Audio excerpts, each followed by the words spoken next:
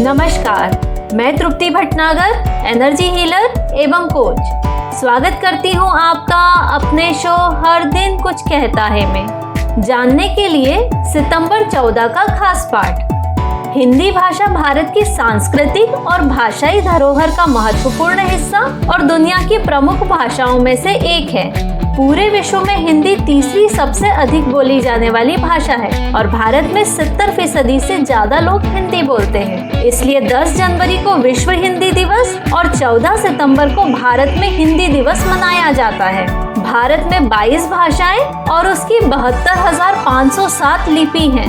एक देश में इतनी सारी भाषाओं और विविधताओं के बीच हिंदी वह भाषा है जो हिंदुस्तान को जोड़ती है।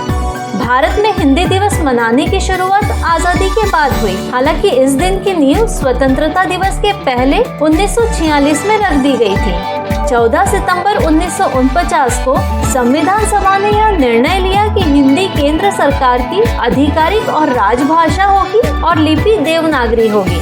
भारत के पहले प्रधानमंत्री पंडित जवाहरलाल नेहरू की सरकार बनने पर 14 सितंबर को हिंदी दिवस के तौर पर मनाने का फैसला लिया गया और पहला आधिकारिक हिंदी दिवस 14 सितंबर 1953 को मनाया गया था।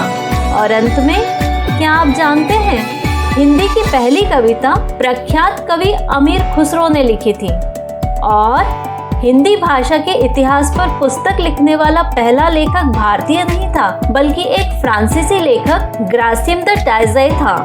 और 1977 में देश के पूर्व प्रधानमंत्री अटल बिहारी वाजपेयी ने गर्व के साथ हिंदी भाषा के प्रति सम्मान दिखाते हुए संयुक्त राष्ट्र में हिंदी भाषा में भाषण प्रस्तुत किया था।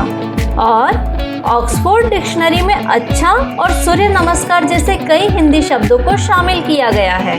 और 2009 में गूगल ने अपने सर्च इंजन में हिंदी की शुरुआत की थी। और भारत के अलावा Mauritius, Philippines, Nepal, Fiji, Guana, Suriname, Trinidad, Tibet और पाकिस्तान में भी हिंदी बोली और समझी जाती है।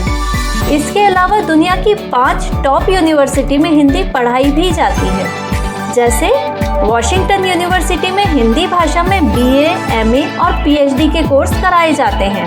लंदन यूनिवर्सिटी में भी हिंदी में ग्रेजुएशन और पोस्ट ग्रेजुएशन कोर्स चलाए जा रहे हैं।